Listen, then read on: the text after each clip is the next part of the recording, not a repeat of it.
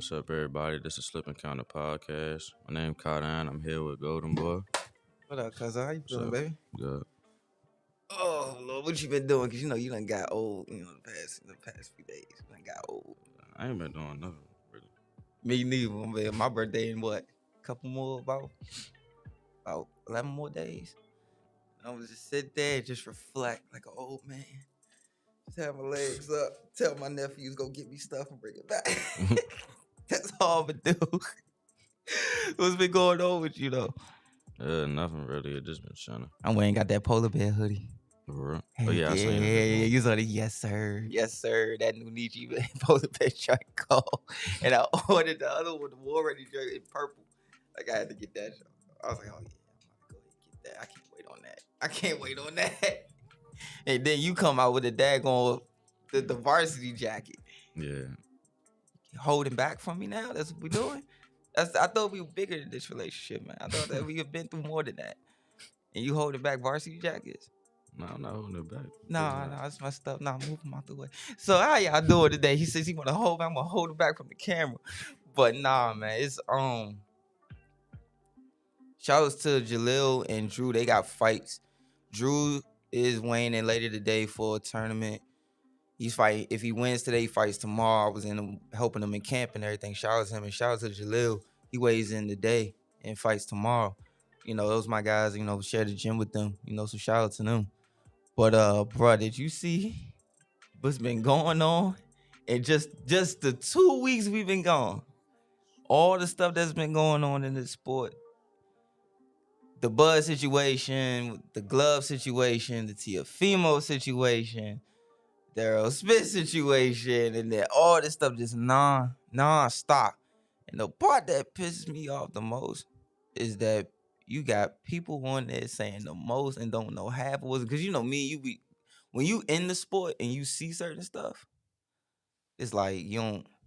Me and you know, because we have the time we either know these guys, or been in the gym with them, sparred them, been trained with them in camps, helped them in camps, or so a lot of stuff we see, like you see it on the reporters say stuff and stuff all over Instagram. You be like, that ain't what's really going on, but people be pushing it. I'm like, it is what it is at that point. It is what it is at that point. I mean, I don't know. For me, like for instance, I think the last time me and you was on, I think we were talking about it off the air though. Me, you, and BINK was all like, and we was talking about the Bud situation, and I was like, yeah, he didn't get what was the thing? He didn't get the transparency that he wanted on the book. And I think we was on the show, and yeah, BINK was right there, and you was right there. I said, yo, so if somebody give you this and they tell you open up the book and all you want to do is just see that everything's right, you gonna take the deal? And everybody was like, nah, I'm not taking the deal. But then I said that now all of a sudden I'm the bad guy. All of a sudden I'm the bad guy. All of a sudden I'm the Riddler. I'm the one, when I was the one who said Bud messed up this deal first. He was the one who re-signed 3 years ago. That's 3 years gone. You know how long 3 years could be in the fight game. Yeah. What you think? Do you think that this is even gonna happen ever? I don't think so. Honestly, I don't. And the thing is though, every fighter I talked to said it the same thing. They're not scared of each other. Then you got people saying he's scared, this person's scared. Ain't nobody scared. They really are not scared of each other at all. It's just money. And it's just other hands in the pot. Yeah. Which makes it weird because back in the day when you had Don King, he kind of forced your ass to fight. Like the dudes wanted to fight, don't get it wrong. But it was certain situations, he put you out there to fight. Like, oh yeah, man, I remember growing up watching Don King cards. Them just be some of the best cards you could see. Daryl Coley versus Obakar on the undercard. Like crazy stuff. Like you'll see, I think they fought a week before the Peter McNeely Tyson fight. And then you see Trinidad coming up, Christy Martin to be on the card, all of them just like the card that's coming up in January, that's like a Don King card. Yeah. That's like a Don King card. And it's gonna be a real good card too. Oh my God, if we go to that card, bro. Yeah. Oh my goodness. Did you see who's on the card? Did you see Yeah. like all the names on that card, bro? Yeah, that's gonna be a real good fight. That's gonna be some real good fights right there. Bruh. I held something back from you. I'm sorry. Okay, you big cousin sorry, okay? The whole thing with Lamont Peterson being on the card, I kind of, oh, snap, what's up, boy? Oh, you late ass. With your late ass. Terrible. Every time you get caught in traffic, man, traffic clipped me, bro. What's up, terrible. boy? Miss you, man. How you been, baby? Straight, man. Oh, Lord have mercy. My bad, y'all. Nah, you the one who want to take this. So this is what the heck this Bama did. His little cousin now, he'll stay. This is the western part. You just got like, and this is where I park. He didn't say like nothing into the mic. He said, this is where I step off. Man, That's I'm crazy boy, shit. it's hard out here, man. Oh, man. I swear. But I'll sit every time you wind up messing up with the trap. Yeah, man, clip me. I left it clip me. That's how he feeling. 11. That's how he feeling like I got clipped. Oh my gosh, man. Go ahead and get situated, bro, because we got a lot of stuff to break down, man. I appreciate y'all filling in for me, man. Appreciate y'all filling in. So now it's 1-1. From my incident, now your incident. What you do? You forgot something. No, I ain't forgetting that. Remember the battery died. The dude gave me that thing Oh, to yeah, try your car to. died. Yeah. Yeah, your car battery died. Yeah, I was like, I know this. Hey, did not. Oh, I was pissed. I was pissed. It always happens like that, man. But I tell you, G, it took me all the way through Rockville, all the way through Moco just to get it. Oh, I'm ready. Man. We're gonna start the show just for you. Oh, we started. we gonna start it over. I feel special like shit. Damn. Oh, snap.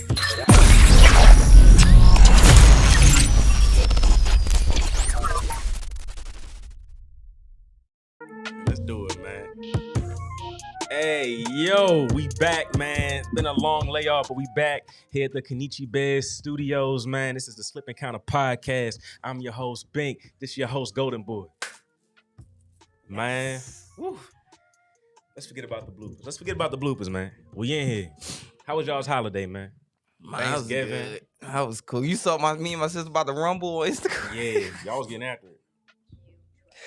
Oh, shout out to Key Dot, man. Y'all was getting after it, man. Christmas coming up.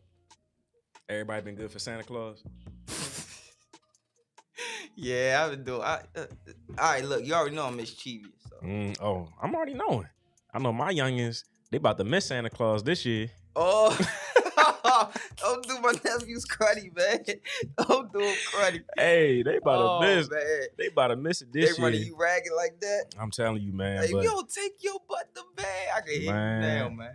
I'm telling you, but it's all, it's all for the kids. It's all for the kids. I'm trying to get set up real quick. Man, we got a lot to talk about. Yeah, so much done happened since what's been 2 weeks now? Yeah. So much done happened these last 2 weeks, man. And the extra days before that, like from the last episode leading up to then the week after that. Stuff started happening as soon as we left the studio we left the studio. Stuff was going crazy. And it seemed like it ain't stopped ever since. And I remember, matter of fact, before I even say all that, I appreciate you, man. I really do, man. Because it's a personal thing. Y'all don't know what happened. And of course, I appreciate you. I appreciate Kenichi. I appreciate all y'all, man. Thank y'all. Y'all a good team, man. Y'all all hold me down anytime something happens. Of course, man. We know you be going through some things sometimes, and we all need that reinforcement. You need your brothers and sisters to stand behind you and uplift you when you going through something. And we know you do the same for us, so it ain't never nothing, bro. As soon as I get out, man, I'm trying to walk in. It was crazy. If I would have came to that Friday show, you would have had to help me, bro. like the first time that happened, first time I came to the show was a Wednesday. You was like, you was happy to see, like, you was like, why is this man here today? Go home and rest, bro. For real, man. Then I rested and then got right back in the gym like a week off. I seen it. And then wound up sparring again, helping Drew. Right. Drew fights. He weighs in later today, wins today, and he fights tomorrow, and he fight Marcus. Okay. And that was good for me to give him good, felt good. I'm like, Wally, am I doing anything wrong? He goes, good. I'm like, man, who you lying to? He said, nah, man, he's doing fine. Like, I really appreciate that. Jalil, he weighs in today and fights tomorrow as well. and I saw him in camp, pushing. How he looking? So Jalil look look like a pro. Indeed. Look like a pro. Indeed, man. So so much to happen, man. But let's start with Teofimo Lopez Oh my and goodness. Sandor Martin, man. How'd you feel about that? I'm gonna let you go first. Did you have Teofimo inking that fight out and winning that fight? I had a draw, honestly. Like either a draw or you could edge it to Sandor. Exactly how I had. Because Sandor didn't do enough. Mm-hmm. And I understand, I don't know if it was the nose, Mm-hmm. but it seemed like he was still breathing fine. Right. But I think it was, he just didn't, you could see when he was working with Teo, he saw everything. Mm-hmm. Saw everything coming. Like, oh, this man, when he getting shake, you see all this stuff coming off. Teofimo's so explosive. I'm like, oh, he not bucking on nothing. He see all this, he dipping, pulling out. He actually got dropped twice. Even though the second knockdown, he wasn't hurt on either knockdown. Right. Yeah. But how I was taught is if the glove touches you, Silk, you just got dropped. Mm-hmm. If the glove touches you. Like, of course, people want to say, people know he wasn't hurt or nothing, but still, it was, he threw himself off balance, and then he got caught with a counter. Mm-hmm. And because of the momentum of it, and the spot where it was at, how slippery it is in those side corners, and the decals, recipe was disaster. Mm-hmm. But it's like, I can't. Sandor got to get his props, bro. 100%. Sandor got to get his props. People say, man, he getting stopped by the 6. This Teofimo Lopez, but he getting stopped by the 6th round. And I was understanding. I didn't buck on that. Now I was like, understand. Mm-hmm. Like, yeah, that could happen because Teofimo explodes on you. He see something, he throw it. Right. Nah, man. Matter of fact, something don't feel right about this show. Hold up, something don't feel right. Hold up. What you got going on? Oh, the BINK. Yeah, bro. Had to Dog, I am slacking on my BINK. Yeah, I'm BINK, and I'm the one slacking. I had to rock the BINK shirt, bro. I gotta bring some more t-shirts in here, man. I gotta bring some more t-shirts. Yeah. My fault. But yeah, rock my boy, rock my bro. Indeed. First day back, I had to do. I had to literally change the shirt off and say, you know what, I'm gonna wear this one. I was trying to find my Rihanna Rio shirt to wear here today, and I couldn't find it. I'm tearing through my drawers. Where my Riri shirt? Damn. I know I got it. I'll find it. I'm sorry, Riri. Man, shout out to the real Double R too. Yeah. Like, man, it's my thing is, I'm watching him move, and I'm like, oh, he's my father. Like, you see everything coming off. Mm-hmm. He sees everything coming off. So you see, he was dipping, pulling. He was making T.O. make a move, and he would get out, lock him up, throw 1-2 shots, frustrate him. Mm-hmm. The longer the fight goes, the worse it looks for T.O. basically. Right. And even though he did what he did against Mikey Garcia, it's like, all right, yo, this is still Teofimo's more explosive, not as fundamentally sound. So you got to worry about athleticism and right. That Bama showed up. That was my question because when he fought Mikey, if I'm not mistaken, Mikey was coming off a long layoff, right? Yep. Off of his last fight was Errol Spence before he fought Sandor Martin. I think it was that like almost a 2-year almost layoff. 2 years. Right. So his win over Mikey was impressive. Then again, I was like, okay, Mikey coming off a long layoff. He didn't look completely in shape, looked soft in the body. Maybe that victory wasn't as impressive. But for him to go in there and perform against Teofimo the way he did, young, explosive, power, athletic, fast, everything, checks every box, and perform like that, come on, man. Put some respect on Sandor's name, man, for real. And I agree with you, that was a knockdown. Yeah, it was a knockdown. They were saying he cuffed him. Nah. Cuffed him and pulled him down. It was Either way. tit for tat, man. That was a clean knockdown. I had Sandor Martin, right? I had him winning that fight. Inked it out by one point on my cards. I could see a draw, arguing a draw, but I couldn't argue for Teofimo. What does it? Right. I couldn't argue for Teofimo to win that fight. I feel like they're protecting their interest in Teofimo. Of course, but you can hear the announcers and top rank announcers. They be on jock when you fight for top rank. Right. They will talk you up. Right. And you could see, like, they see this, like they saying something about Teofimo not looking right and things like not doing certain things right. Mm-hmm. And I'm looking at them like, I'm looking at the TV like, Dad, you hear this? Are we tripping? We tripping right now? He's like, yeah, they finally telling it like it is.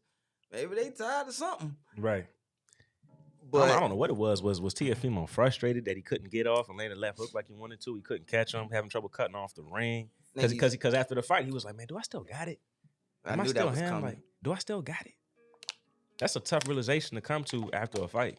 You know what? You know what I'm Let's saying? go ahead and talk about it. Got to. Because the crowd was silent. The crowd was leaving the arena before they even read the decision. They were booing too. Booing, all that. Go ahead, man. Do your thing. All right. Here's the thing with Teofimo. Now, I remember I watched him in the amateurs. You know, people who train with him, especially down in Florida. Teofimo is athletic. Teo's whole thing is athleticism. Teofimo is another Roy Jones. To where he is spectacular. But because of his athleticism and his gifts, he get away with a lot of shit. And one of the things I always learn is once you get old, and that you lose this time. I never forget this. It was me, a few other my dad's friends. They were talking, and they were talking about me. And they say, you know, you fight like this and that, but that's good. You're fundamentally sound. And I was like, he said that's gonna help you later on. It's good that you. Even me with certain situations. I remember Panama saying, like, man, I did something. I think I stepped over. He was like, I don't know how you get away with that, but you're not supposed to get away with that. You're supposed to be running into something. And I was like, for real? And he said, yeah, but it works for you for now. But you also good enough to be fundamentally sound to bring your hand, do this, whatever. So there is things that some guys just get away with. Right. And I never forget those legends said. He was like, it was Baker, Norman Allen, so he said the same thing. Who else? Former fighter from here, Tutta, he said it. He said once you lose that 10th of a second, you find out if the guy really can fight. Teofimo hasn't lost that, but when you see these situations happen where he didn't even have a jab against Sandor, he didn't even have a jab, man. And shout out to the bad guy, Flat. Up in New York, David Sparks, he put out there on the post, and you know he knows all those guys. Who else? So many people who posted it. And I think I had said it to our boy G-Lo in Florida. I said, yo, since the Loma fight, when have you ever seen him with a jab? Right. Honestly. That's true. That's really so. He really had a job. He went out there and did a job on Loma with that jab. His whole thing was, all right, use everything. I mean, he didn't even put. You know how I be saying, you know, give him to pop. Then no, everything was pop. Right. When he was fighting Loma. I was like, that jab was beautiful against Loma. God. And then you get in there with this guy, and you get in there next fight later. And you don't know how to work your jab. You're trying to throw all these power shots. Then you get in there again. And you're in there with Sandor Martin. You still will not work your jab. And it's like, okay, if this type of stuff is happening with him now, he can't fight Regis Prograis, bro. He can't fight certain guys. Like, he can't do it. I think the thing with that jab, too, was Sandor was countering that jab. Yes. I think the knockdown came when he countered the jab. You gotta remember where how their feet are touching. And made him second guess throwing that jab out there. Because he would throw it back and bring his hands back low. Because he used to fight with his hands low. And Sandor was countering and timing that shit perfect. I'm gonna tell y'all straight up about Tiffany. I remember watching this man in the amateurs, bro. He covered so much ground. I literally watched him. This kid made a good move against him. Slide out. Gave him the double move by the corner, like close to the corner. Gave him the double move. Boom, wow, pivot out. Left T.O. right there, bro. Teofimo just 2 moves. Swear, I can't make this up, bro. And the thing is though, he still does this exact move. He literally, dude left him. Remember, dude's already gone. Gave him the double move. He's gone. Wow.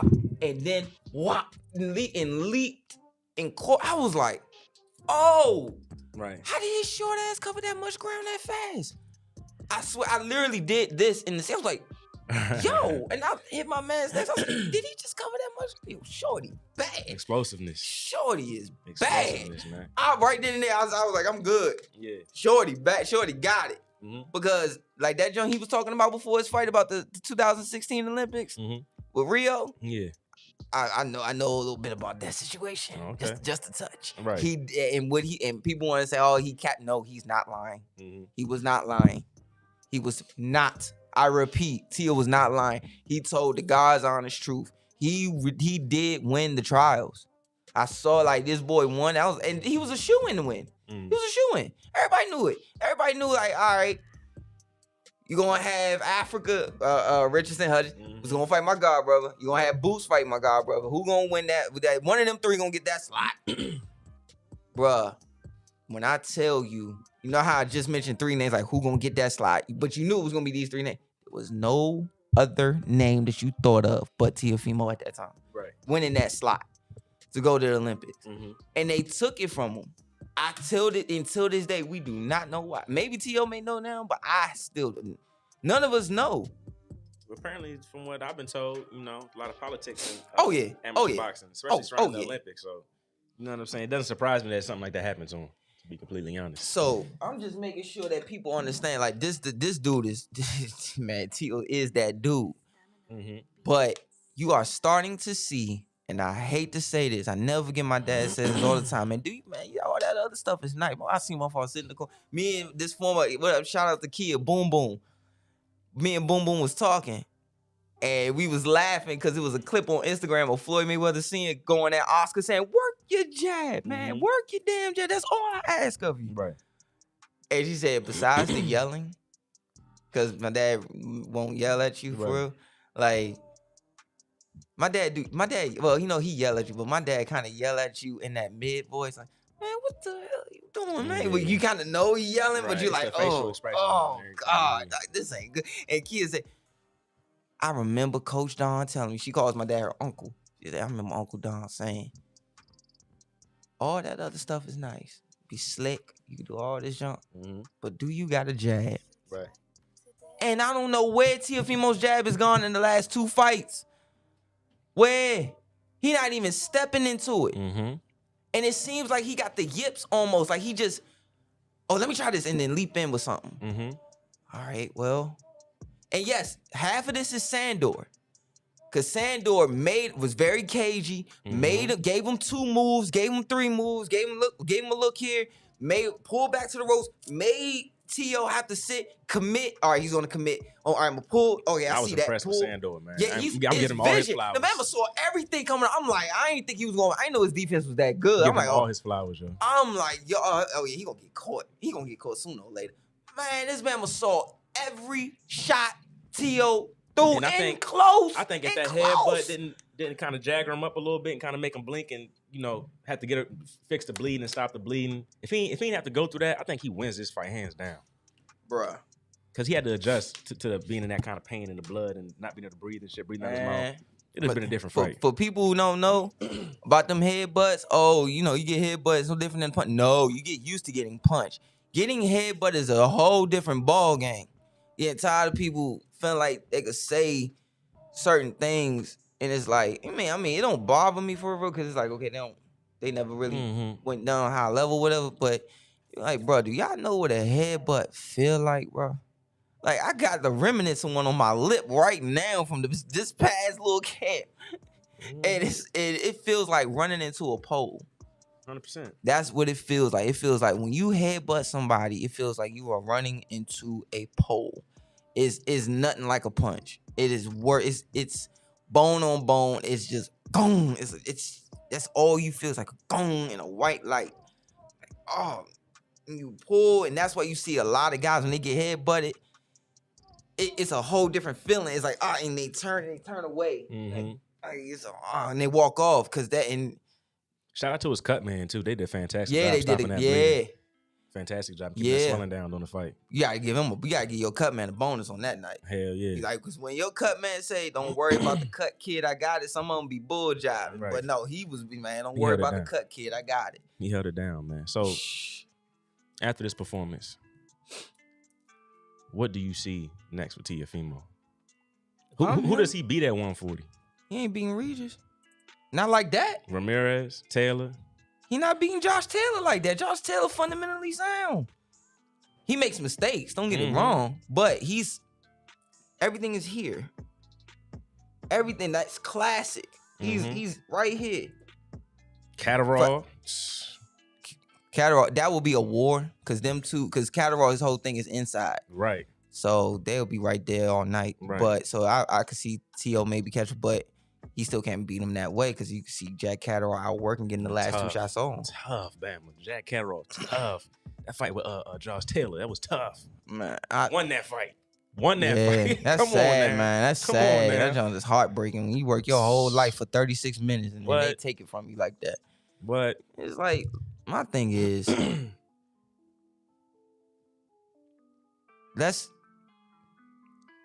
can we talk about what T.O. said in the corner after the fight? When he said, "Do I still got it?" Yeah. Yeah. People were a little shocked by that. Me, see, all right, because BINK knows it. BINK knows my background, but I also know so he's gonna easily relate to this. See, y'all superheroes growing up was probably Superman, was probably Spider-Man. Our superheroes were in front of us every single day. The James Bakers, the Daryl Coleys, the Mark Two Sharp John, the Keith Holmeses, all these. We've seen these guys every single day. And Ernesto Rodriguez every single day. Ty Barnett every single day. And what he said, I didn't give a shit. Because I've seen it before. It didn't bother me. It didn't even bother me. Only thing that bothered was like, oh, dang, he said that right there. But I left it alone. But I understood where he was coming from. Because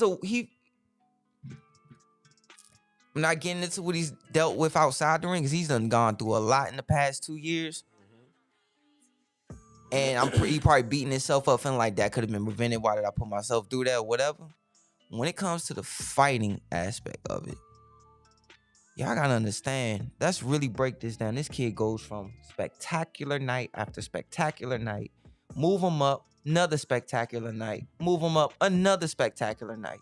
When it was time to show up, he showed up. Get to the biggest part where he has to show up. And he does it in devastating. To one of my favorite guys, Richard Comey, who gave my friend gave Bunny all he wanted. Remember that fight? People forget about that fight with Bunny. He gave Richard, Bunny all he wanted. And you gotta understand that all of a sudden now, and then you fight Loma. And everybody's saying this kid can fight, but it might be too early for this. And I was saying it too, like, I said, Dad, what would you do in this situation? I said 2 more fights, then do it. But if they feel like it's like now, I feel the same way. He ain't ready for Loma. Like, and my father was like the boy. My father didn't say, man, oh no, he gonna get smashed. I'm like, my father didn't say that. I don't think no one that I knew said that. Everybody said, I'll probably give him 2-3 more fights. But if they feel like they could go now, it must be something that they see or whatever. And he gonna use his size, and basically that's what happened. He goes in and fought better than any of us expected. Any of us expected. Did any of us really expect? And we knew he was gonna come to fight. Like, oh yeah, we know. You know what I'm saying? He gonna come fight. Man, the boy got heart. I trust me, I know the boy got heart. Give him his props on that Loma fight. He went jab for jab with but Lomachenko. Went to the body beautiful in that fight. Neutralized Lomachenko, stunned Lomachenko, took his whole game away for 6-7 rounds. And then bit down in the last round when Loma kind of buckled him and hurt him a little bit and bit down and came his whole forward. leg went stiff. And instead of he didn't walk that shit off. He said, and walked towards the fire. I got nothing but respect for Teofimo with that fight, man, against Loma. And you know why he did that? Because Teofimo's, he's kind of like me. We studied all of these guys. And way he was taught, certain other guys from I guess I could say era now, was taught is, if you had a certain coach like my father or whatever, it's like, nah, man, you winning, but this is still the champ. We don't know. The judges may take it from you if you're moving backwards too much. You got to because what my dad's era is way worse. My Mhm. father's era was like you had to knock the champ out or beat him really, really badly to Right. even get to. If you didn't do that, you Mhm. wasn't getting nothing. So, and he went and took it Right there in that moment. Right there in that And moment. Then you see the instance happens with George Kambosos. Do you remember what I said when we did the show? Me and you talked about it. Mm-hmm. And you said, you asked me, what did you see when he got dropped? And I broke down how he dropped T.O. But do you remember? Yeah, do you remember what I said of what I saw emotionally from Teofimo? It's been a while, but do you remember? It's been a while, but I know after Teofimo took those undisputed straps from Loma, his whole demeanor changed. He didn't have like that hunger, like I'm from New York, that brick city mentality. He came into that fight like I'm undisputed, I'm the champ. His confidence was too high. He took Kambosos lightly. He said he was gonna knock him out in the first round. Him and his father, they took that fight way too lightly and came in and got caught. Threw that lazy ass jab out there and went right over top of it and put him on his ass. I remember when he got dropped and he kept smiling, looking up at the Titantron, smiling, look at the camera, wing go back, smiling. It was that nervous embarrassment energy. He's been embarrassed since that moment. And then to see how his whole face got tattered by the end of that fight, how cut up he was, how beat up he was from that fight, and then medically beat up after that fight. You got to come back and do that again. And it's like, man, this small dude just did this to me. I just fought another small dude who's better than him and beat him. What the heck is wrong with me? Kambosos came to fight, though. And you know me. You know how, he came to fight. Nobody was going to beat him that night. No. Nobody was going to beat him that night. He came with that shit that night. Like, he was like, all right, I'm going to leave. I'm going to die in this ring tonight if it means so. That. And you could tell, I knew just from his demeanor, and, I had watched him come up because Miss Sunny June, like, I watched him. I was like, oh, yeah, he knows. He feels as though if I lose, I go to the back of the line type of thing because I'm only hardcore known. I'm not really casually known. Right. And so I get it. But if you are overthinker like me, and like BINK has had to pull me out of that, like quiet as it's kept, away from this show, it's been times where BINK is like, man, you had to pull me out of that. Like, hey man, no, man. No, we're not doing that. We're not doing that. And you gotta fight her, and you're in there and you beat Richard Comey, who's considered a big guy at that weight. He goes, different guy, you beating all these guys, you get hurt like that. It's like, man, what the hell is going on with me, man? Like, it's like having a bad day at the gym, but this bad day at the gym is in front of all these people and all these cameras. And man, what's going on with me? And then if you watch this Sandor fight, he was not sitting like I'm sitting. He wasn't. All right, you know how I say it's 50% let it flow, 50% think. It was almost like he had the yips, like he wouldn't take the, like, oh, it's there, I'll take it. It was like he was rushing everything. All right, and then it didn't help that Sandor was so cagey, and then Sandor was giving him this move, double move, back, okay, dip, lock him up, or counter, 2 counters, dip, lock him up. That didn't help. And then you can hear the desperation in his dad's voice in the corner, like, bro, I don't want to hear nothing about his dad. Please bro. go fight. Like, I need you to go fight, please. Like, man, it was a recipe for disaster. And honestly, if I'm being completely honest, I don't think he really has recovered since that Kambosos loss. I'm gonna tell you something. I don't think he has. I don't think his mental's fully bounced back. He ain't really been the same dude, man. Since that. I'm gonna tell you something, man. Respect to his father, because he still got his son there. Oh, but like, he still got, he got his. I hope I get that one day. But respect to his father. He helped get his son to where he is. But he can't tell him shit. Let's just keep it all the way. Let's keep it all the way tall for y'all, man. Y'all can say silk full of it. Y'all can say whatever the hell you want. I don't care. Y'all know what I'm saying is the truth. I done seen too many great trainers. Too many unheralded great trainers, teachers.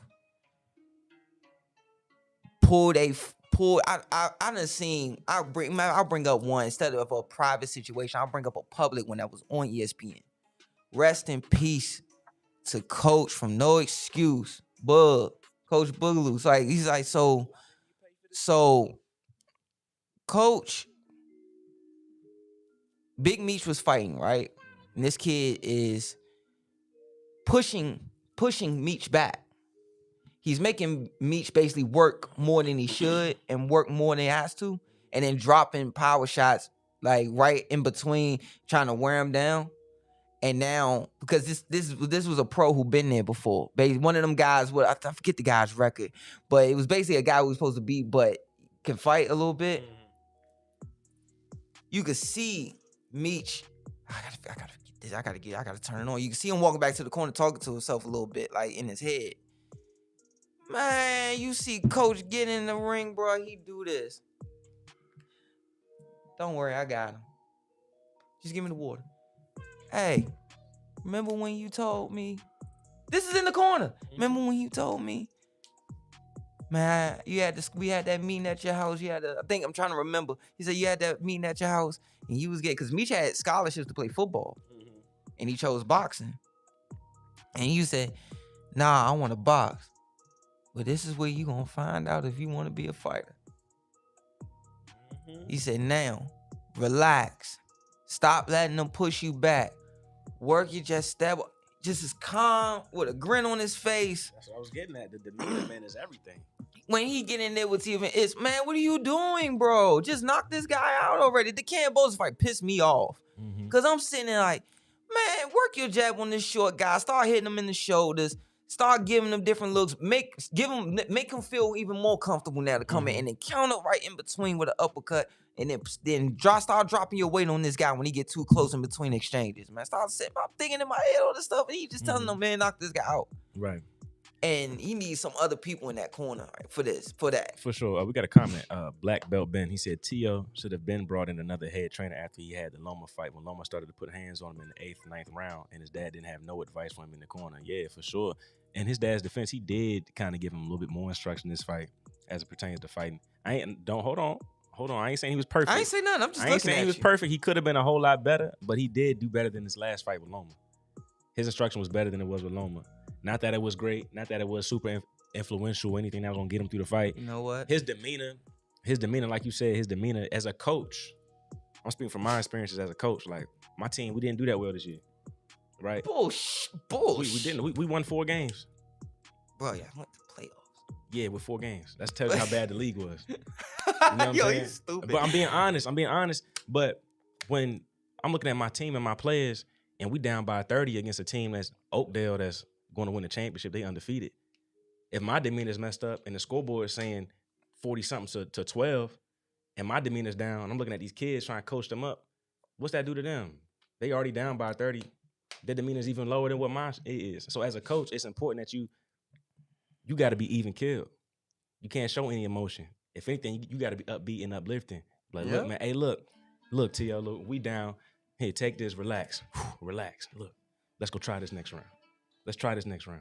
How you feeling? You good? What you seeing out there, champ? Let's go do it. Hey, I got you. Let's go. Hey, we got this fight. Let's do it. You know what I'm saying? That's all I'm saying. Yes. That kind of interaction, that's what he needs to get better at. And I like what he's saying. He needs to bring in some kind of different leadership in that camp. You are absolutely right. 100%. Shout out Big Roy for the jaritos. Because I'm going to need it for this one. I'm going to bring up my own experience with my father. Everybody know how my father is in the gym. He hardly raises his damn voice. I'm in a tough situation.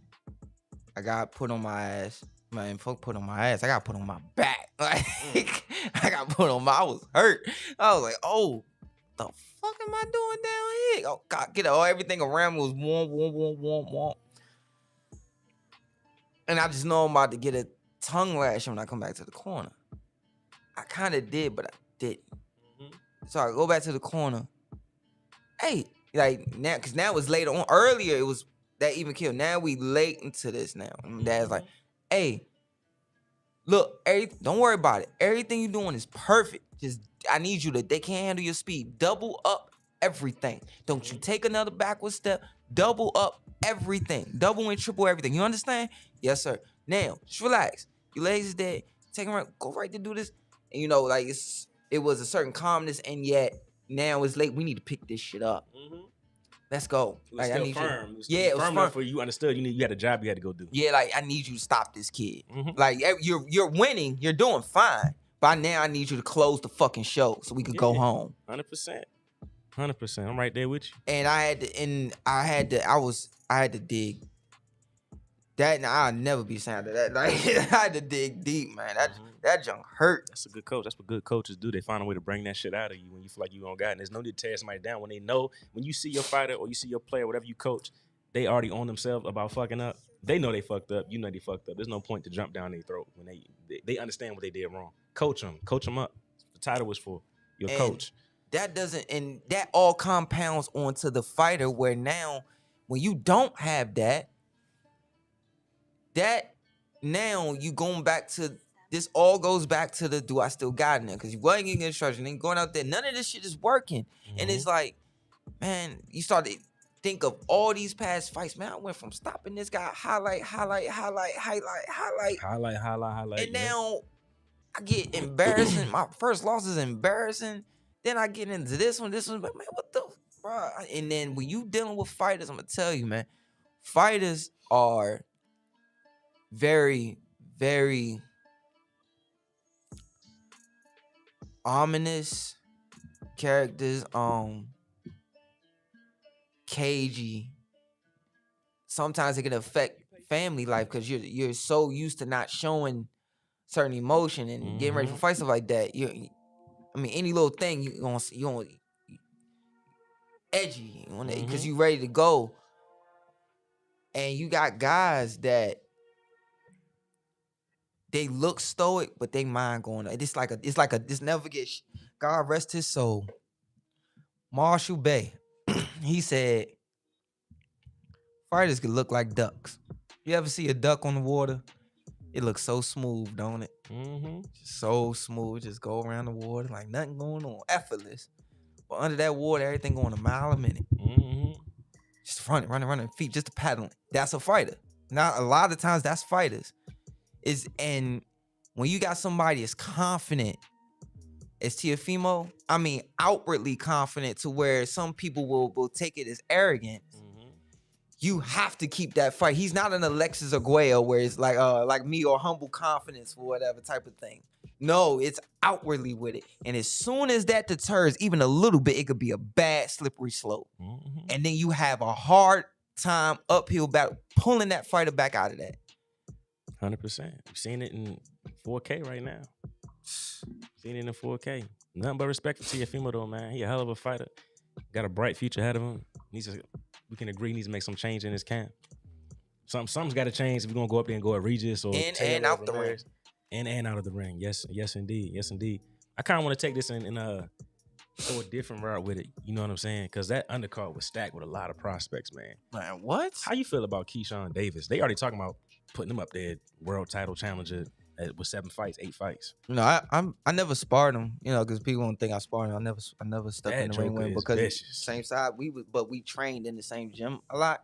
I still got pictures where we were in videos of us at Hillcrest. He would stop at him, come by Hillcrest. I remember when it was me, him, Mikey Fox, Shakur, Big Baby, all of them. I think it was Big Baby. We were all at Rosecroft because Lil Keon, my little cousin, and I think Keyshawn has a brother Keon. He fought on the amateur card. That nice. Right. But I remember watching him coming up. I was like, wow, oh yeah, this boy he might be like that new. He's gonna wind up being that. I hate to say this because I'm really scared of it. He's gonna need a lot of promotional backing, and he's gonna have to keep doing what he's been doing. Like, man, I stand on business. I'm gonna talk my stuff. I ain't worried about you like trying to bring that old mentality because his style is cerebral. And then people gotta understand. Stop worrying about he's not knocking people out. He's devastatingly. We got 8 fights, 5 knockouts. Yeah, and it's like people feel like he just stopping guys, not devastating them. Me and he putting in the work on them. He breaking dudes down. You see the snap and pop of his punches. He ain't playing. He's grown. He's still growing. You remember how Shakur was when he first turned pro? Yeah. And give it time. Trust me. Keyshawn might be on a more upward trajectory than Shakur was at No. this stage in their career. Especially because of when Shakur came out, it was just him. Mhm. Now he's coming behind us. He's like so much more. Oh yeah, we don't worry. We already done laid that route for you, bro. You good? Keep on with that. It'll go It's up. faster. It's up for Keyshawn, man. Like but you know one time I want to get on real quick though. What's that? And you gonna get mad at me. Oh, First, God. matter of fact, I'm gonna just warm you up and piss you off real quick with this. I was about to say something. I tried so hard not to say something. I tried so hard. And then now I ain't gotta do it. Now I'm just gonna stand it up. I right tried there. so hard. Yeah, You're doing too much, bro. Uh-huh. That's the first thing I saw when I came to this damn studio. I was like, I ain't gonna do it today. I ain't gonna do it, bro. Yeah, so you gonna say Miss K? Yeah, so you gonna say Special K?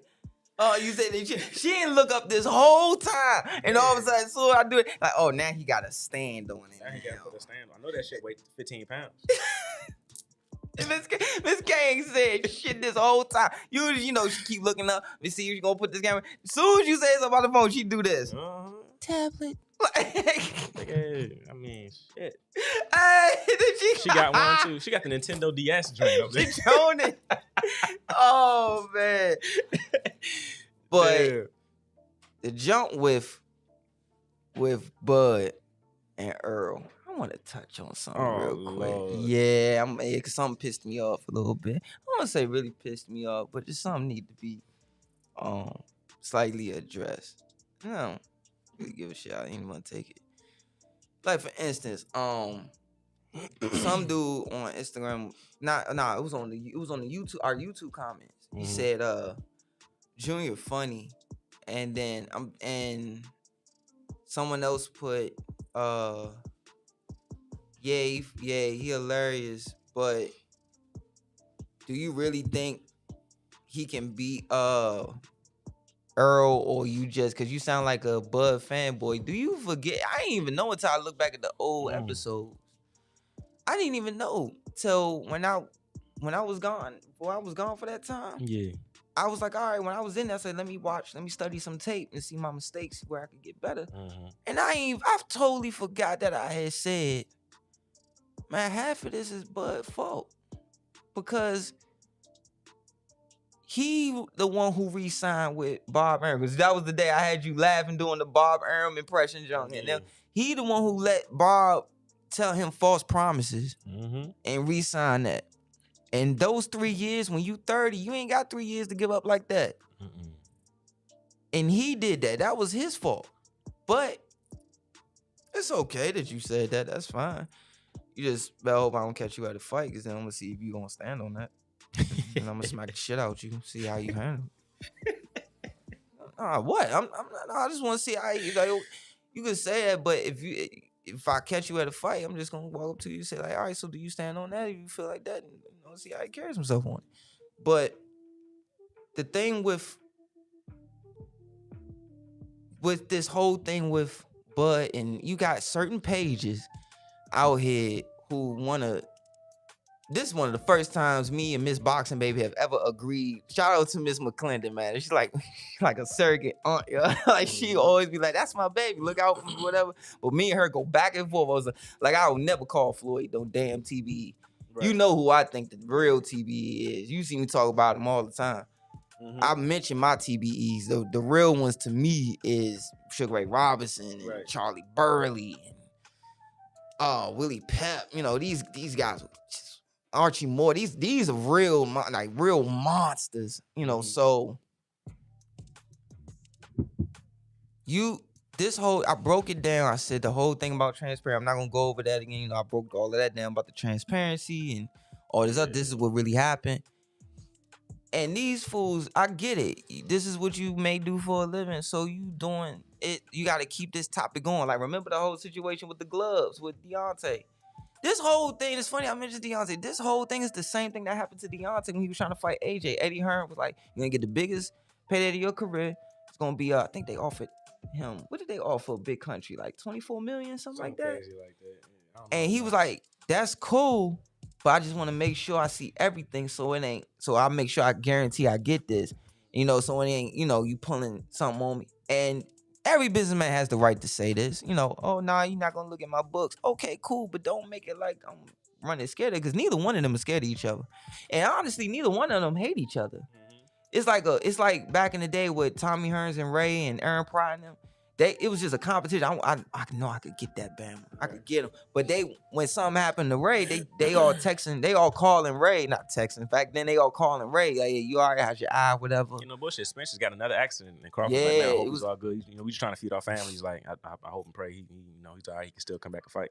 And it ain't never no real animosity. you know what happened? I ain't gonna with say that, never, right? but most of the time, yeah. It was like this. It was just a kid. If people wanted to talk junk, soon like the boy Yeah. wasn't even on live for 5 minutes and they talking trash. Yeah. And I'm like, bro, it was a kid who hit him. right.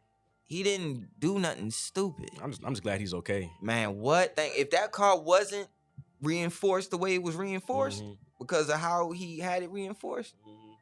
he would have been out of here. Right. No bullshit. Hold on, we got a question. Black Belt Ben, he said, question, if Floyd would have never had the hand issues and kept fighting like Pretty Boy, would your opinion of him be different? No. That's for you. I guess what you was talking about, Floyd being TBE. No. What the fuck? No. The fuck? Wait, what? No. I think Like, if Floyd would have kept fighting like Pretty Boy in the pocket, putting hands on people, stopping people, is what he's saying. If he would have kept getting those stoppage wins and victories and emphatic victories, and instead of going to the boxing, the slippery. he was still that. Coming out Yeah. of amateurs, he still was that. right, but people Like, know his Pretty Boy hand Floyd is the guy issue- that was stopping people, beating Yeah. on people. Hand or no hand injuries, you still got to remember the wars he was in, the situations he was put in, like the one with Chico Corrales, the fight with Jesus Chavez. People forget about that fight.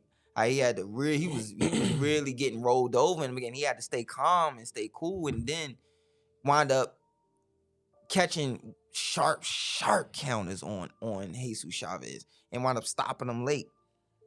And but these are wars that made him turn into, man, I ain't gonna sit there and keep on doing this and they getting all this money off of me doing what I'm hurting right now. And then no, he still would have no hand issues. He still would have had to, okay, I done for all these amateur fights, all these sparring sessions, I done had broker ribs, I done had this, and this. I'm gonna sit there and pick my fights this way now. He still would have did it that way. He still would have did it. Hand issue or not, because if it's not his hand, it's still gonna be miles on the body. Like, okay, And he was going up in weight too, so I mean, you're not gonna be punching on people like you was down there at 130. You know, So it's like, went to 154. Like, damn. it's to me, it's no, you can't. I wouldn't say that with Floyd. He's still I doubt Hall of Fame. I just feel like, and everybody knows this, he let a lot of guys beat up on each other before he could fight them. He let them do what they were gonna do to each other. All right, my hands hurt, I'm gonna retire, and then let them beat the crap out of each other. He didn't want to fight before Cotto had his situation with Margarito. He want to fight him. Thank God he didn't fight Margarito, because Margarito offered him money, and he probably in his camp had a feeling or heard some things about Margarito and didn't take the fight. But thank God he didn't, because we don't know how that would have went. Because he was breaking guys' hands for them blocking punches. Like Joshua Clottey, he broke Joshua Clottey's hands. Remember Joshua Clottey? Yeah, he broke his hands from him blocking. Remember that fight? Remember that fight? Yeah, remember he came back to the corner. And he was like, "My hands broke." Come back to like a couple rounds later, he said, "My other hands broke."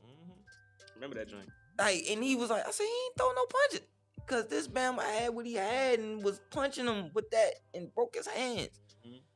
So just that's cruddy, man. Oh my God. Anyways, but you still got to look at him as he's a great fighter and all, in all rights, no doubt in my mind. But no, now, but back to the whole thing with Bud, it's like just I wanted to make that clear. It's like a lot of pages they take off that so they could keep on, because they could extend their page for another whole month or 2 months talking the same bullshit. And it's like, oh, you got to pick a side, and I'm like, what the hell? Y'all on jock that? Y'all on a woman's playground that bad? Picking no sides, man. Like, boxing. Speaking of, let's get on the women's boxing. Ebony Bridges, man. Ooh, she's something serious. Bruh, I think I She's called something you. serious. Yeah, I was watching. like, You called me. Me and my son was watching the fight on my phone because my other son had the TV watching some bull jive. So I was watching. Bruh. That's why I couldn't. Oh, But my. Ebony Bridges, yo, she's tough, yo. Slim. When She I say tough. they was dumping, Yeah. cause I'm a big fan of Shannon O'Connor. Big fan. I watched her for a long, long time. And when Ebony was coming up, you could see Ebony getting better as the fight went on. But that under and over that I don't know if Shannon must have overtrained or something. Because she was out of gas by like the second, third round. Right, that first 2 rounds, she was putting some shit on Ebony now. Man, that under and over was pretty. And she wouldn't go back to it. Yeah. I'm sitting. Oh, man, that. She was dropping some shit on Ebony. I said, Bruh. this might be a good fight. This going to turn into a real good fight. Bruh. Real good fight. I was so mad because I'm like, she caught Ebony with a beautiful under and over. I'm like, oh, go back to it. What you waiting on? Go back to it. Because, I mean, Ebony whole body went stiff. Yeah. Like her leg couldn't move for a second. Then she got it together. Convinced her being in top shape. Got it together. Went right back to work. I'm like, go right back to it. Because that's the only way you're going to get her off. It's the only way you're going to get her off. Because the under and over was still there all night. And she would not throw it again for some odd reason. I would not get it. I don't understand it. That was a hell of a fight, man. And I'm like, this girl she gonna get Ebony. My father was like, oh, this girl gonna get hers. She do not care. She gonna get hers. Right. Man, she hitting her anyway. I'm gonna get my shots off. She was hitting Shannon anywhere, like everywhere. Right. I'm like, God. And broke her hand in that last combination. What? When she put it out. You ain't see the picture? Hand swelled up like a big hand swelled up like this. When she knocked out or stopped her, that vicious combination, she broke her, was a right hand. Damn, I didn't know that. Put that shit on her. Put that shit on. Shout out to Antonio Brown. Who was the main event of that fight again? You know my mind be slipping sometimes. Oh, who was the main event of that night? Yeah, he fucked around and lost. Oh my gosh. That's bad. Yeah. That means that them women really fighting like that. That was the main event to me. Bro, what? That was the main event to me. It was who was it, man? Hold on, guys. I'm about to find it.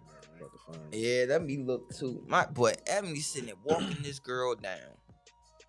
And then that's matter of fact, why you look it up, I know exactly what the hell I want to talk about that too. The damn her whole trainer gonna tell her, you know what you need to do now. Her left side of her face is changing shape, and you got the nerve to sit her on the stool and tell her, right, man, you know what you need to do now. You mean to tell me you can't tell her nothing better than that? You need to tell, this is what she pay. You got to pay this guy. You got to pay this guy. Josh Warrington. Oh, yeah. And Warrington, now that Bama fight, that other dude fight like Prince Nassim, my man. Yeah, that was right. That's just like fight just like that Bama. Bouncing around, and he was dropping some shit on man, them body shots was vicious. Hell yeah. Vicious body work. Now, didn't Warrington, he lost to Rene Alvarado, right? Yeah. And then when he came back and got his title back. Yep, got his title back. Right, and he turned around and lost his title to the guy Lopez. So it's like, damn, what's up next for Josh Warrington, man? He'll be fine. He'll be fine. He'll be fine. Like, you see how he sold that spot out, bro. He'll be fine. Right. Probably gonna get a rematch and they gonna all show up for him again. They love that. That's one thing about them UK fans. If you from that area, they will come and you really bleeding for them and make, cause they love when he was talking on the Titantron before his ring walk, getting them going. They really felt like they were in that with him. Right. No bull. You can't buy that, bro. No bull. You can't buy that. I'm sorry. Right. You could. That's different. When you could do that and make a crowd feel like that, and that's how they are over there in the UK, you will always make some money. Anthony Joshua got the same effect. Yep. You know, all them dudes, man. Did you catch the in a way fight Tuesday morning? Bro, I was on my way to work, scary, dog. So I'm at work at 6. I just turned the fight on at work and watched that joint. In a way, is different, man. And he was playing with Paul Butler. And granted, that guy, I think he was very fearful of In a way. He didn't really want to engage at all with Nayu. But damn, when he finally turned that shit on and wanted to put him out, man, what? Bro. They was talking about In a way going up and fighting Scooter. Yes, I've been hearing that since last year. Scooter, hey. I believe, you know what? Honestly, I believe Scooter could work skill for skill with him. Yeah, he can. But he just got to be able to take that punch. Right. If he could take that punch, we got to fight. Right. Pound for pound, they say Inoue is probably one of the most devastating punches in boxing. Do you agree with that? In boxing, period? Yeah. Pound for pound. I can see That that man too. can crack. Mm-hmm. That man can fucking crack, bro. I know a dude can punch when I see it. I know when I see it. I've been around this game too damn long. Yeah. Even when you hit Batman, hit them, I never forget. But shout out to my god, brother, Monster Mark Johns. You can tell speed guy, you hear the pow, pow, pow, pow, pow, pow, whatever. And you had them dudes that be dropping that shit on the mitts like poof, poof, poof, poof, That's Inoue, poof, man. poof, poof, That shit is so sharp. like, So sharp. oh fuck. I love no. watching them fight. It's beautiful. Yeah, because it's all of it in one. Mm-hmm. It's all of it what you want to see in one. He don't waste nothing. And he ain't wasting a damn thing. The thing that scared me the most, honestly, when he fought Nonito Donaire the second time, and that Bama came in with Reyes gloves on. He wanted to put him out, and he did. Oh my god! He put him I'm out, watching, man. bro. I'm watching it right. As soon as I see him in the dressing room, I'm about to make a statement with these. oh shit! No, he's not wearing. He's wearing winnings. He always wears winnings. He's gonna wear winnings. I'm saying this in my head, and like this is one of my legends that I love, man. I'm like, oh god, we don't come on, man, because Love you Nonito. remember. Nonito Donaire was in New Way back in the day when he was winning everybody out, like out cold. Right. And I'm sitting there looking like, he ain't wearing, he really is. Oh, so he really is gonna wear horsehairs tonight. Okay. So this ain't good. And next thing you know, the man started. He jumped on him. He didn't even let Nonito get started. Yeah, man. And you can see the reaction to the punch like that. Oh. It was like, that was vicious, man. That was real vicious. We got CLD Summer in the chat. He said, how do you think Damon going to do against Demetrius Andre? I think Damon. I think Damon going to be fine. This is the biggest fight of his career. It's the biggest fight. He going to have to navigate and maybe fight through tough situations in this fight with Boo Boo, because Boo Boo's bringing that shit. But knowing Damon personally, he's a warrior. His mind and his mental's in a different state than he's ever been right now. Damon's in a different zone. He's happy. He's positive. He's training harder than ever. His health is higher than ever. Damon gonna be fine. Yeah. Definitely tune in. I think he's gonna wind up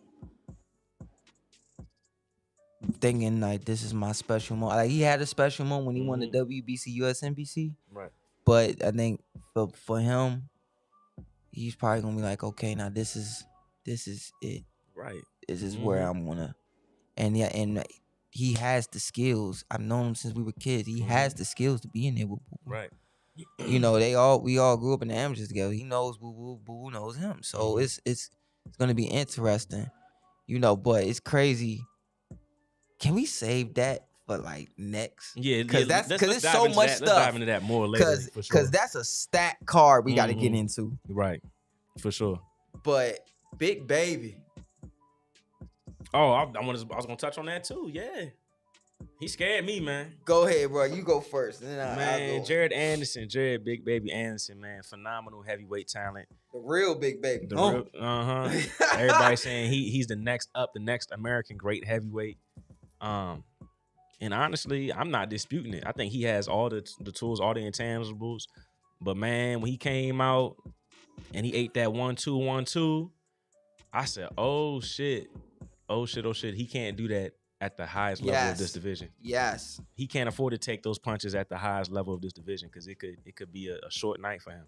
But once he but the thing about that was, even though he got caught and you saw him kind of buckle a little, he was visibly hurt, just a little bit, tad bit hurt. Like, oh, what visibly. Yeah. He got right in his bag. It's like it turned a switch in him where he said, oh, that's how you want to play? Now watch this. He went and got that dude. Went and got him out of there. What would it took 4 rounds to get going? Got going right then. Right then and there. Mm-hmm. I like Big Baby, man. For real. Bruh. The charisma, you know what I'm saying? Yeah, everything about swagger. him, man. Yeah, everything about him, man. He's a hell of a fighter. He is the next great heavyweight from here. I can't take it from him now. Because, you know, my whole thing about the heavyweights, I always felt like they don't throw enough punches. And then a lot of times the American heavyweights don't even be that big. Right. No. Did he break the record for punches thrown in a round? 198 as a heavyweight? Like, he threw some wild number. I think it was like what was it, It 111? was Something something like crazy that. like 2 that. rounds. He And did landed like like 80 something punches. 198. Yeah. I remember. I'll tell y'all what and to his public knowledge now. Mhm. But when he went to camp with Fury. Fury and the Mhm. stuff that was coming out of that He camp, was punished. he was putting that thing on him. Yeah. He was putting that thing on him. I'm Mhm. like, what? They said, yeah, man. He couldn't figure him out to save his life. Mhm. He was just walking right to him, putting it on him, Mhm. and then boxing with him and still putting it on him. Right. My only worry is he has a habit of, and you wonder how long is he going to be able to keep it before, and hopefully he doesn't get hit with something. Next thing you know, he don't it's Hector Camacho effect type of thing. But he'll be on the inside, and sometimes the shots will just miss him, or it'll get close and he'll just catch it or whatever. But it be this close to hitting him, which is beautiful, because you've always heard me say, don't never slip the punch this far away. Slip it about this far away. But he be missing it and this far away, which is beautiful. But at the same time, it's like, when is he gonna wind up getting caught in the middle of an exchange? When is he gonna get caught in the middle of an exchange? That's the big thing. We got a good question about Black Belt Ben. He said, type of Big Baby. He said, hold on, what he said? What you think about Big Baby versus Frank Sanchez? Type of Big Baby versus typo. That's a typo. Big Baby versus Frank Sanchez. Okay, he messing me up. I got you.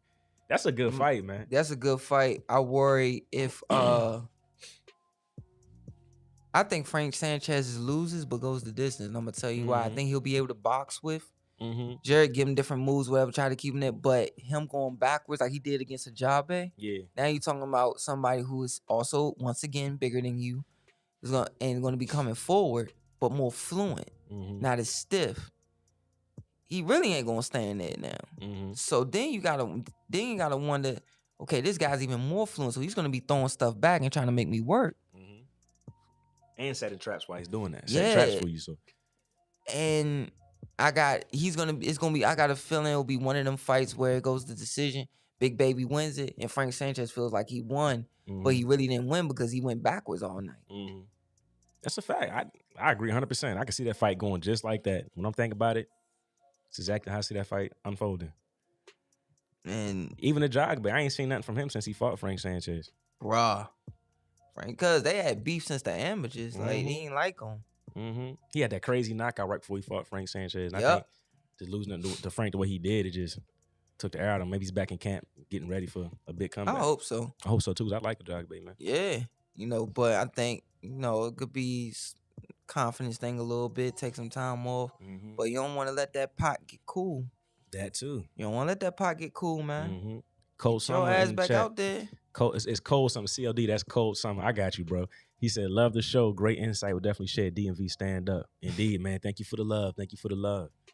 It's to me like, man, Big Baby is so strong. Jared's so strong and in shape. Not just some like a flabby heavyweight. Look like, whatever. It's like, no, this boy looks like he's in dog shape. Right.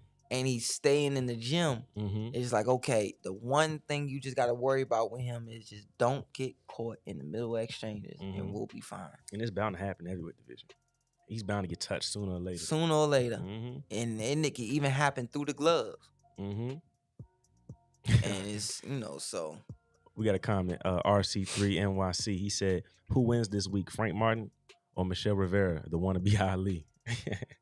Man, that fight right there. We've been talking about that for a couple months, man. Bruh. I'm excited for this joint tomorrow, bro. Oh, my God. I almost sitting there thinking about that fight. Like, yo, this joint, that fight right there. And you can see them with a mutual respect at the face-off, at the press conference. Like, they both know.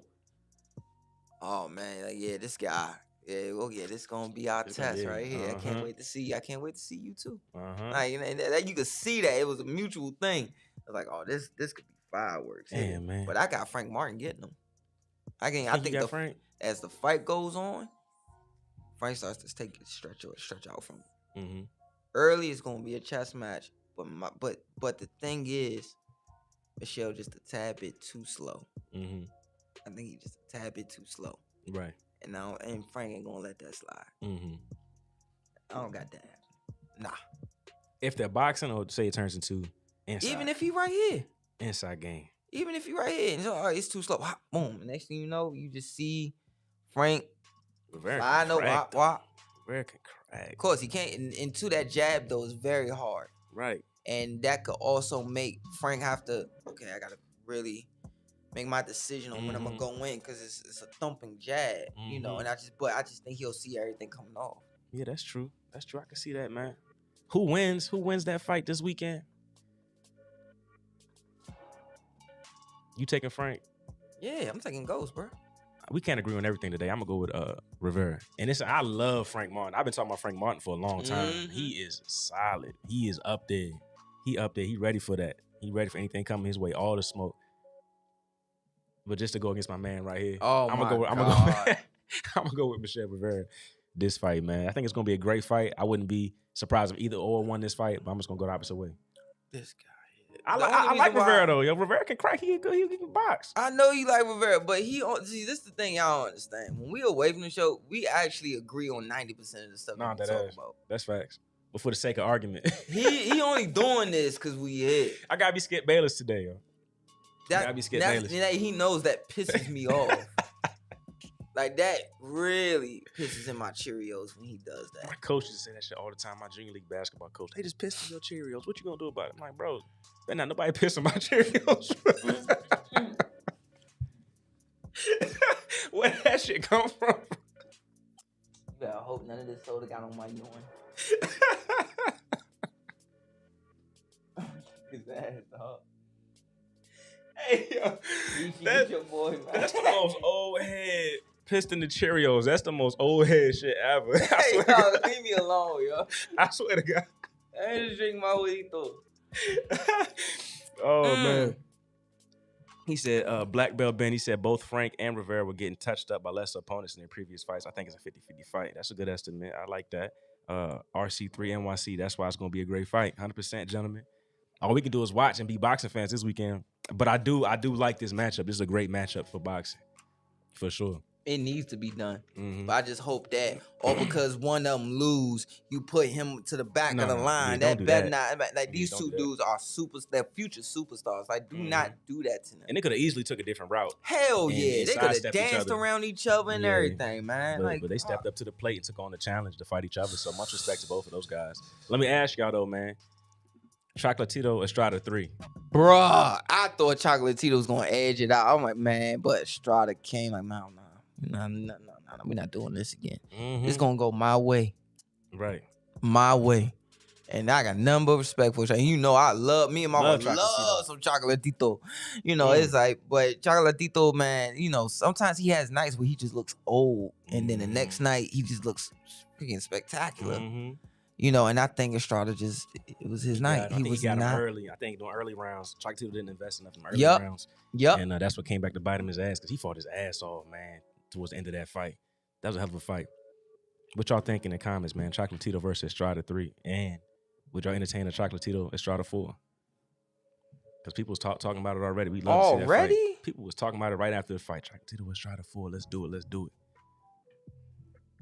That division, I mean, that division, who else is down in that division that makes that kind of fight and brings that kind of hype?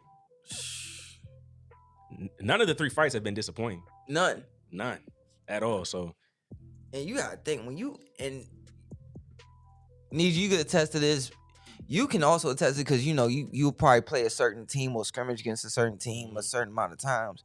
But when you start sparring the same guy, fighting the same guy over and over again, it's like, all right, what'd he change? Oh no, I'm gonna add this to my game next time. He ain't gonna see this come. Right. And then y'all know each other better than some of your family members do. Because you know what's on each other's insides. Right. And that right there is, they probably best friends. They probably are, to be honest. They will probably go to dinner and everything with no problem. You know, and them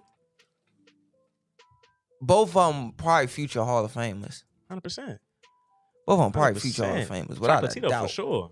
Without a doubt. Definitely now, Estrada now. 100%. Yeah, because he beat a Hall of Famer and beat him twice. You know, so I don't know. It's just, to me, you know, now you gotta wonder how many is too many wars for Chocolatito. That is true. Was he 34 now? Yeah, I think he's 34. And it's like, man, I wonder how long is he gonna be able to keep this going? Cause you know, I'm saying, man, them shots add up. Man. People don't know, man. Them shots add up, bro. I don't care who you are. Even if you slick or what. I was telling one of my little teammates yesterday. He was like talking about me being slick or whatever, like moving stuff. I said, I don't want to get hit unless I have to. Like, and he started laughing. And he's like, nah, man, that's why I'm gonna be on the inside, man. I said, boy, you ain't got no sense. And then you keep fighting that way, you really ain't gonna have no sense after a while. Longevity, it's about longevity. And he a big boy, and he only 16. Damn, this boy's so damn strong. Oh yeah. Son, you know, usually me, I could slide around anyone. Bro, I moved around with this youngin. Man, I go to move, try to throw my shoulder on this man, but don't move. I'm like, wait a minute. I'd have been in there with Jer, big ass in the spun and got a good turn on him. And I'm like, this mug is like a tree stump. He ain't moving. What is they feeding these new youngins? You seen that little 12-year-old football player look like Yes. he's 35? Yes. What's in these youngins? I said, man, they lying like shit. Yeah. But then I thought about my cousin Tyreek. That man had a mustache, had a little fuzzy beard when he was going into middle school. And I'm like, right. What the fuck? That shit is crazy. RC3 NYC, he said, I had Chocolatito winning that fight. Black Belt Ben, this is in reference to Frank Martin and Rivera. He said the winner should get Cruz and the loser maybe get a get-back fight and fight Kambosos. I like that. He said RC3 NYC said Cruz scared to fight Shakur. He even turned down Ryan Garcia. Pitbull Cruz have no confidence in himself. Okay. Same with Kambosos. He just turned down Shakur. Go ahead. I already know you about to ask me. I mean, shit. I know it's coming. Go ahead. I know you too well, bro. I know what you about to do. What you think about them not taking the fight with Shakur? I mean, nah, because for real, I'm not mad at nobody not taking the fight with Shakur right now. For real, none of them dudes beat Shakur, in my opinion. Pitbull Cruz don't come close to beating Shakur. He makes it a tough fight for Shakur. He makes him work. Definitely makes him work. Makes him earn the victory against Pitbull Cruz. But I don't think he ain't got enough in his tool bag. He ain't got no skill set to beat Shakur. He gonna have to make him visibly uncomfortable and find a way and land that punch on Shakur. And the chance of that happening, in my opinion, is very slim. But you know, Kambosos, either one of those guys fighting Kambosos, a get back fight with Kambosos, I like that. Frank Martin versus Kambosos, Rivera versus Kambosos, either one. Pitbull Cruz versus Kambosos, I like that fight. Ruins them. All them guys. Who else Ruin did you Kambosos. say? Who else did you say? Frank Martin? Frank Martin, Rivera. They all ruin Cruz. him, bro. They ruin him. They will ruin that man. I hate to put it like that because I always talked about Kambosos' skill set, but nah, he gets, man. But then again, I feel like Kambosos needs a fight with any one of those guys. Yes, he does. To get back into the conversation. Yeah, and that's the sad part because now it might come to a point where it's gonna be like, all right, well, this is what's on the table, right? And he's gonna have to take the lesser evils. It's like pick your poison almost. Right. Pick your poison. What you want? Pitbull Cruz, Frank Martin. Hey, yo, that's a terrible decision to make. If I'm him, I'm taking Frank Martin. Right. Because for me personally, it's like, I don't want to. You know what? I take that back. He probably has a better shot with Pitbull. Because they gonna give him all these different moves while walking him down. He ain't gonna be able to keep up with that. Right. He'll at least have a chance to keep up with Pitbull. But then Pitbull's activity in his fight style is friendly to the judges. Yep. He can wind up losing a couple rounds that he can't afford to lose and lose that fight just off the visual appeal to the judges how Pitbull fights. You know what I'm saying? That's you want to drown to death or you want to burn to death with them two fights. Big Roy in the chat. Okay. Big Roy. Aditos. Yes, sir. Shout out to Big Roy, Gracias por todo, mano. Shout out to El Paso Route 1. The Toy for Tots event was a success, man. A lot of people came through. The food there is phenomenal. If you get a chance to stop by El Paso Mexican restaurant in Alexandria, make sure y'all go hit that up and check it out. He said, good to see my guys back in action. I was missing the SNC show. I got it being a draw. Can't wait for fight number 4. Got to get Bam Rodriguez in the mix too. Fight Estrada or Chocolatito. Bam Rodriguez. Yeah, I forgot about that guy. He probably gonna be the one that take over everything. Indeed, he's the next up. That young boy next up, 100%. I remember people mentioning his name. I didn't know who he was. And you know, that's a rare thing if I don't know who you. I'm like, usually I know, like, oh yeah, I've heard of that kid, whatever. And it was the people in his camp, like, nah, he's next. And the people around that area, like, no, it's he's gonna be the one that's gonna sneak up. And this time, oh, for real? Okay. Man, when I saw that man take that fight on short notice and do what he did, I was like, oh, well, you know what? You struck, lightning in the bottom. Did that junk again. I was like, oh, right. This man, nice. Right. Oh, he nice. Who did he beat again? He beat the champ. He went in and beat who was it? Y'all gotta help me, man. My memory been jacked up lately. I gotta remember the exact fight. Hold on one second. It was a great fight. And I thought it was gonna be a tough fight for him, but he went in there and dominated. It was if y'all know, help me out. When Jose did that step, boom, shot the uppercut and drop shot, I was like, good God, I'm out. He think, oh, that was beautiful, because you might not think to do that. Right. And that was something special to see him think to do that. Damn, who did he fight, bro? This gonna drive me crazy. It was it was the first one was Carlos Quadras. And then you fought Wangi-Sai, and then you fought Israel Gonzalez. Rungvisai, it was Rungvisai. He went in and beat him because Rungvisai beat Chocolatito. Yep, and he knocked, and that's when he wound up knocking. And you gotta think, at that time he was 14-0, still a baby. This dude is getting in the ring, crossed the ring from 50 wins, 5 losses, 1 draw, almost 60 fights, 50 ball on him. Got already on 150. It's like, all right. Cause you, I don't care who you are. For a hot point, you like, oh wow, man, with him, that guy. All right. Then you have to turn on. All right, but nah, I belong. Yeah, I got sure. And especially sometimes you don't even feel that part that you belong until you land a certain shot. Right. Or this shit's gonna work. That's when I knew it. That's when I knew it. Because Rungvisai had put fear in a lot of people when he beat Chocolatito the way he beat him. Yeah. So I was like, oh, this fight Twice. here. Devastating. They wanted Chocolatito to retire. Exactly. I wanted Chocolatito to retire, to be honest. I said, damn, he don't need no more. Too much damage. But for him to go in there and do what he did, that was phenomenal. Now, let me ask y'all this. We coming to a close 2022. Who's y'all prospect of the year? All the youngins out here that came and did it big. Tiger Johnson, Keyshawn Davis, Jared Anderson. Who else we got? All the prospects. Puerto Rican kid. Xander Zayas. A lot of prospects, man. Who's y'all's prospect of the year this year, in your opinion? Xander. He fought the most. He's the most active. And I like his skill sets. I like what he does. I like how he controls the ring. I like how he tries to make you go a certain way. I like all that stuff. You know, I'm gonna watch some more. I like how Tiger's turning the corner as a professional. Keyshawn's really starting to really look like a pro. You know, Keyshawn was like a world champion.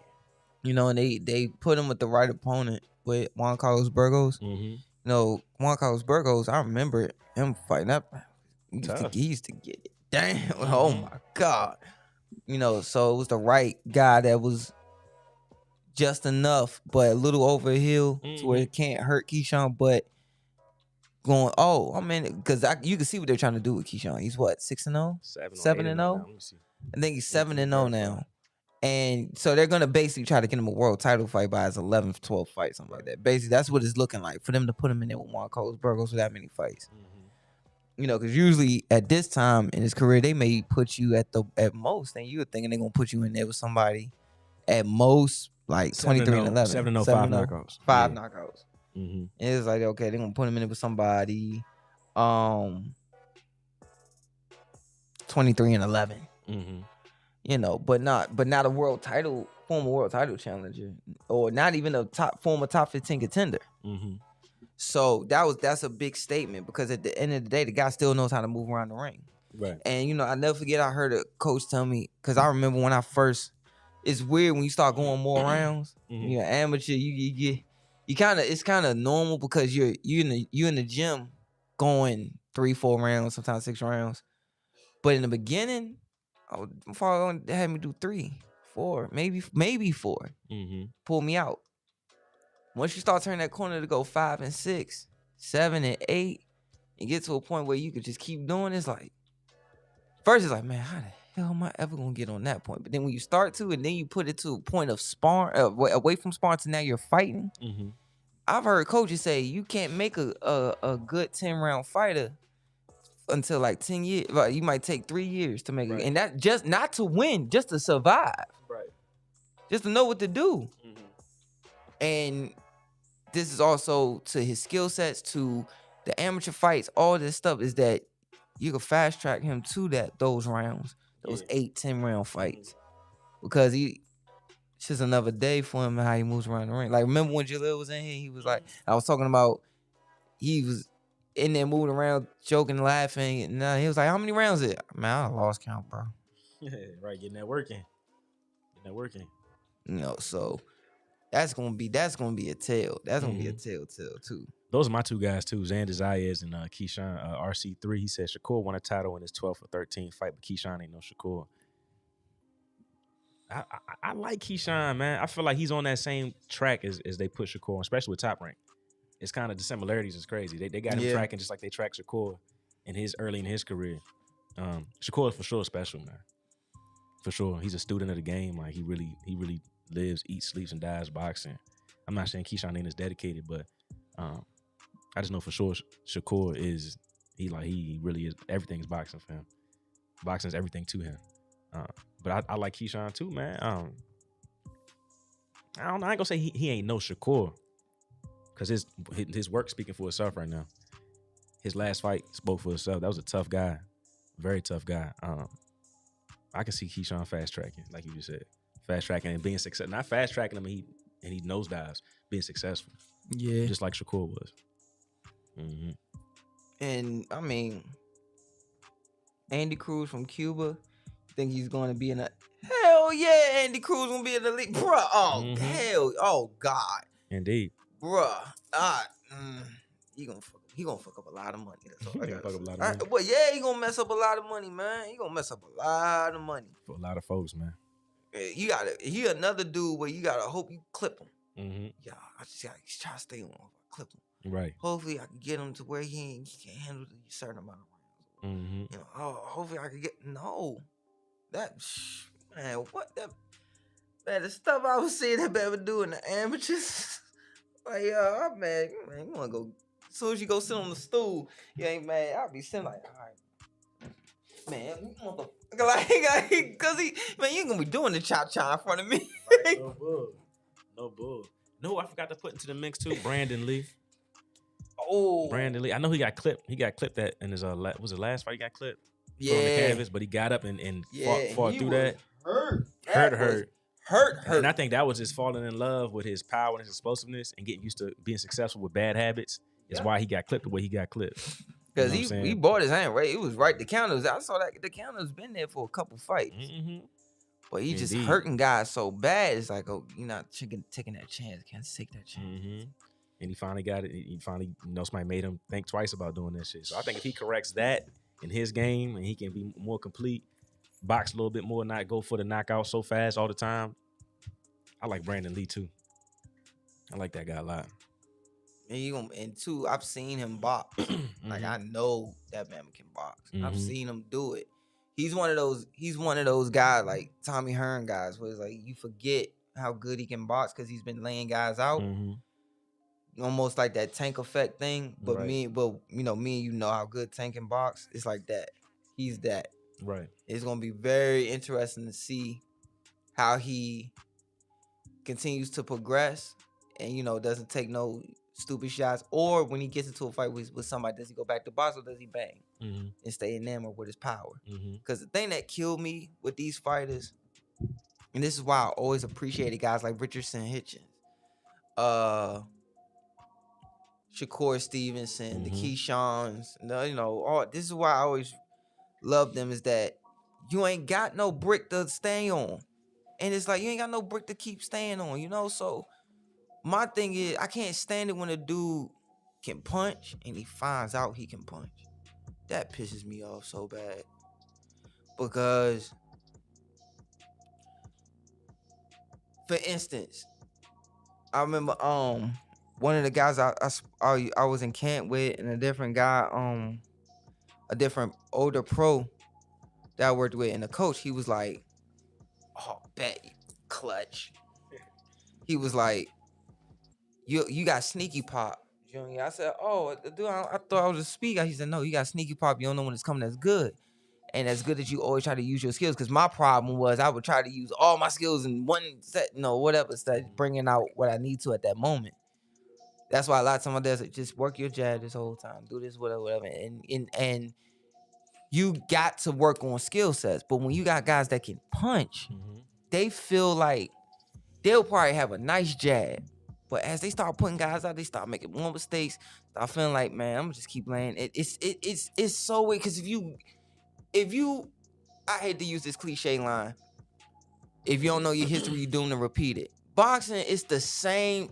This thing happens all the time in boxing, from way back to yesteryear to now, where there's a guy who can crack, and then he gets enamored that he can crack, and then he gets in there with a dude who takes the shot and smiles at him, and then he can't handle it. And then that kid winds up breaking him down and embarrassing him. I've Edgar Berlanga. like, bro, that's another one. Oh my God. And it's like prospect, that. Go ahead. I'm sorry, bro. Go ahead. No, because you know me, I bounce off you. So go ahead. Yeah, the Edgar Berlanga effect, man. The power had everybody like, damn. Everybody forgot all about all the holes and shit that he was missing in his game because of the power and the knockouts. And then Damon, and then the guy that came, the guy fought him after that. Dropped him. That hurt him. Yep. And then it's been looking kind of bad for him ever since then. Bruh. And my personal story with this situation, with guys who all of a sudden they walking through guys and they feel like they ain't gotta use their skills. They got them to that point no more. Right. And it's like, I remember my father telling me, he said, man, I forgot the fighter he was around. There was a fighter he was around that dude would hit you. He had bricks in his legs. Say this dude had bricks in his gloves. And Dad said he would spar him all the time. So do that like good jab, whatever. Like Kodo type style. Dad went to his dressing room. He was like, "You don't come to my fights." Yeah. So in the dressing room. So hard work got he said, "All right, I'm gonna go." He went into the dressing room and he said, "Hey man, you can hit. Yeah, you just go in there, do your thing. What? Oh, for real? You really think I can? Man, you could hit, man. Go ahead, set it up, you do this, that." And then he go out there, bro. And he wind up trying to knock the guy out and wind up getting clipped, put to sleep. And that's been happening forever in boxing. I don't get it. I don't understand it. It's like when you're in that moment, it's like that corner that falls in love with playing that off man. He clamping everything with that off man. And, his whole is he bites on the double move until he get exposed and look crazy. You know what I'm saying? It happens all the damn time. All the damn time. We got some comments, though. We got, what we got? We started. Black Belt Ben, he said, "What you think about Mason? Abdullah Mason?" Oh, my God. The youngin', he vicious. He real vicious. Sabril Matias kills Brandon Lee. Matias is slept on. Yeah. I can see that. I can see that. Definitely can see that. We got Black Belt Ben again in the chat. He said, "We seen that with Tio and Cambosis." Yeah. Fall in love with that power. Your holes get exposed. Next thing you know, you reeling to come back. And then RC3 NYC said, "Top rank trying too hard to make Berlanga the next Puerto Rican star in boxing. He overhyped." Xander Zayas is the next Puerto Rican star in boxing. Hands down. It's hands down. That kid is special, man. And again, he has some holes in his game too. But I feel like since his second to last fight, he's corrected a lot of that. He's gotten more disciplined and more patient with his game. Mm-hmm. He don't just go after the kill. He's become more patient. He's matured a lot since his last couple fights. And then we had one was a knockout of the year. Yeah. Knockout of the year. So let's get into this card, bro. Hold on real quick. What is your knockout of the year? I gotta think. I gotta think on that one. I gotta think on that because I done seen so many daggone knockouts. There's been a lot of knockouts. On and off camera. On and off camera. I'm trying to think knockout of the year. There's so many knockouts, man. Let's come back to that next week. Let's think about it, take some notes, and then let's rank them top 5 knockouts of the year. All right, we can do that. Let's do that next week. Yeah. Go ahead, bro. So this card, January 7th, right around the corner. Oh yeah, it's loaded. That's a lot of money on that card. Yeah, I pay a lot of people on that card. God, dog. But man, I hid something from a lot of y'all. Remember when we had Derek on the show? Mm-hmm. When we left, I will usually go home, but I say, I'm gonna go to the gym and hang out with Dad. I'm gonna hang out, go to the gym. And I go in there, his back is turned. Mm-hmm. And he's walking to the opposite corner. I walk in, I look at the back of the person, the walk, I recognize the walk, but I think it's his brother. Mm-hmm. I'm like, oh, yeah, he in here probably getting some work in. Well, cool. And then I see the shoes. Oh, he must be wearing his brother's shoes. Man,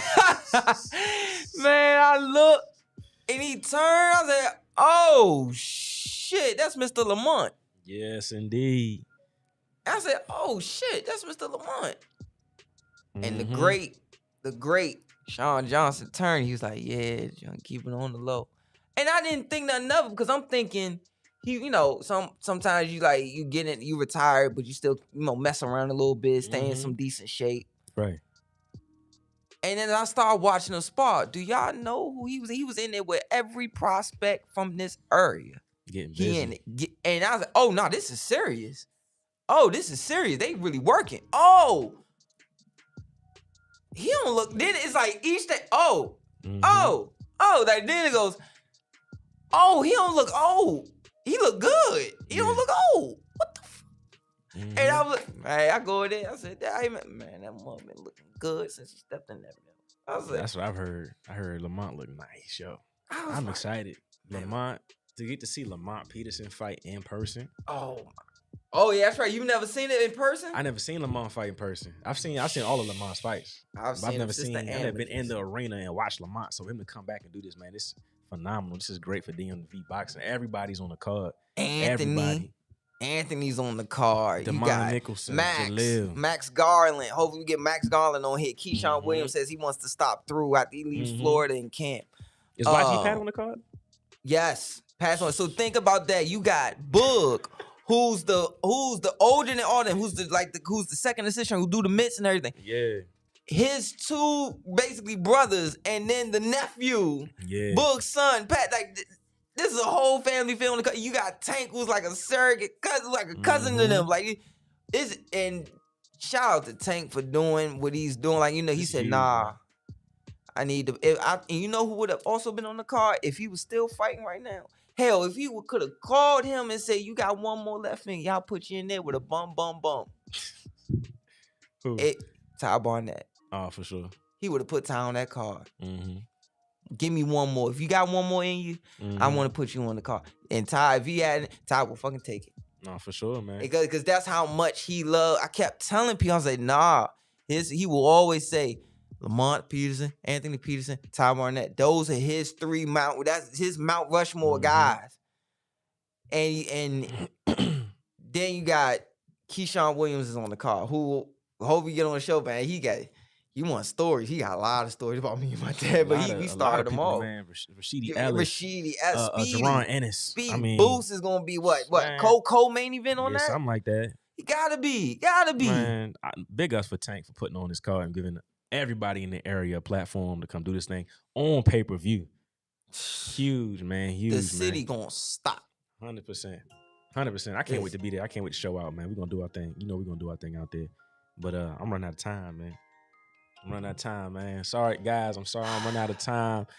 But Thank you guys so much for tuning into the chat. Thank you guys so much for engaging with us, talking this boxing with us. This is what we do all the time behind off camera. This is what we do. And it's a blessing to be able to come on here in this beautiful studio and do this with you guys, man. So thank you guys. If you guys like what you saw. Yeah, we did. It's been 2 weeks. We missed y'all, man. If y'all like what y'all saw, click on that subscribe button, comment, everything, man. Check us out. We had another comment. We We got got the another Charlo comment. brothers. Yeah. And all this. Tank about to knock out 2 Garcias, Hector and Ryan. Yes, sir. Yes, sir. But hey, guys, if you guys like what you saw, subscribe. Check out our Instagram. We on Twitter. We on TikTok.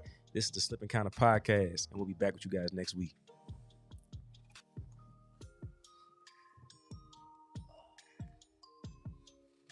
Wait to see